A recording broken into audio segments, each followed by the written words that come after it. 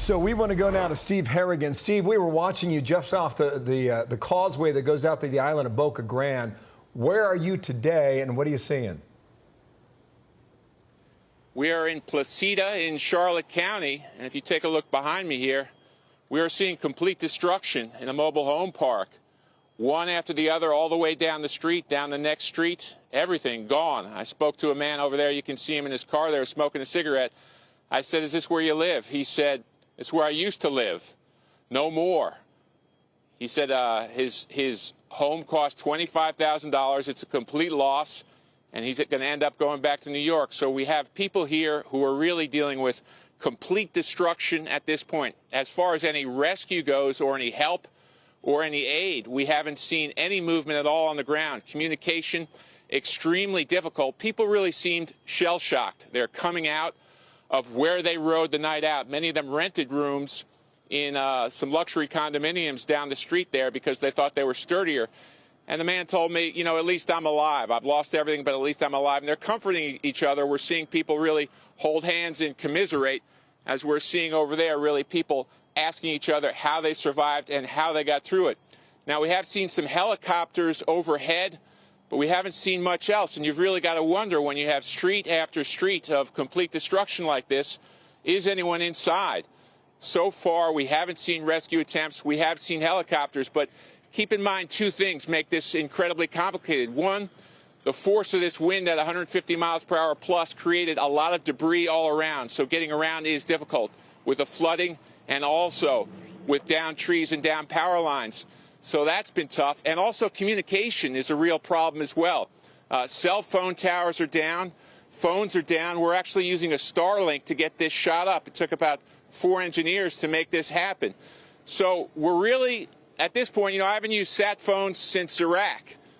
So that's the kind of communication we're dealing with right now. People in crushed houses, no sign of movement, no sign of aid in the place where I am, and people just stunned, sort of walking around looking at what they've gone through over the past 24 hours. Back to you. Steve, hang with us a moment if you can. You're right around the Gasparilla Sound as I look at the map here. I don't know if anyone's been able to access the island of Boca Grande. Maybe they have, maybe they haven't. You know the sort of luxury homes that are built on that island. There's a reason people live there. It's absolutely stunning. But you're also in a part of the country that has taken a direct hit from a Category 4 hurricane twice in 18 years. Is it too soon for those people to reflect on their bad luck as they wake up this morning? You know, the emotion that we're seeing with people who have really stumbled out, whether it's a mobile home or a condo, you got rich and poor really side by side here. And you mentioned that marina. Those boats are a stunning picture as well, just crushed, one on top of the other. But I think the overwhelming emotion here of those who rode it out and who are still here is they're staggered, but they're grateful to be alive. This man here who's smoking a cigarette and drinking a Busch Light said, you know, I rented a room in the condo. I made it. I've lost everything, but at least I'm not dead. I haven't been killed. So I think there's a semblance of gratitude. And what we have now is really the next few hours are going to be critical. If people are trapped, if people are in here, we've got to see some motion, some aid. Mm-hmm. All we've seen so far are flyovers, and there's the first sign of some first responders down the road there coming in probably to do a door-to-door check on see if anyone is, and we're seeing some medical aid as well. So roads are opening up, and we're seeing the initial arrival of first responders in a mobile home park that has been completely devastated here right next to Gasparilla Marina. Well, Steve, I'm going to push my luck with you here while we got the shot up. Where did you and your crew ride out the night? How far inland from where you are now?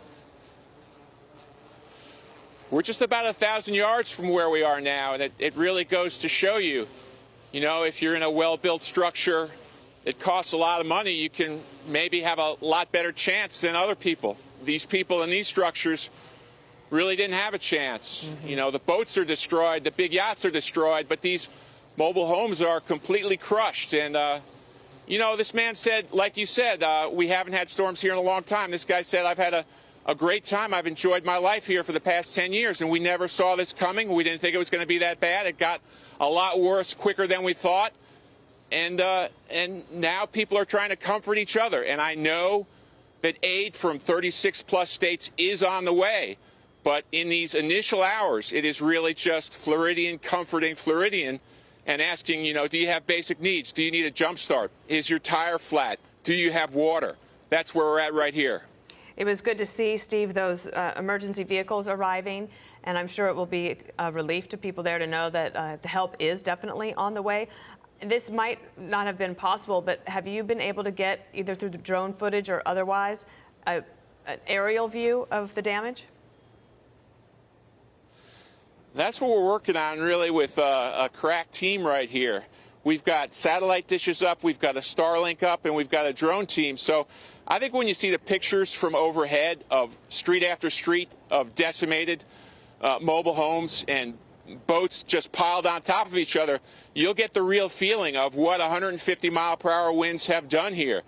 I know people are suffering from the flooding, but the initial blow of wind hit about 6 miles from where I'm standing. And in the poorly built or lesser built mobile homes, you can see catastrophic destruction street after street. Steve Harrigan, thank you. I'm sure Amazing. we'll be back to you with this footage. Thank you so much.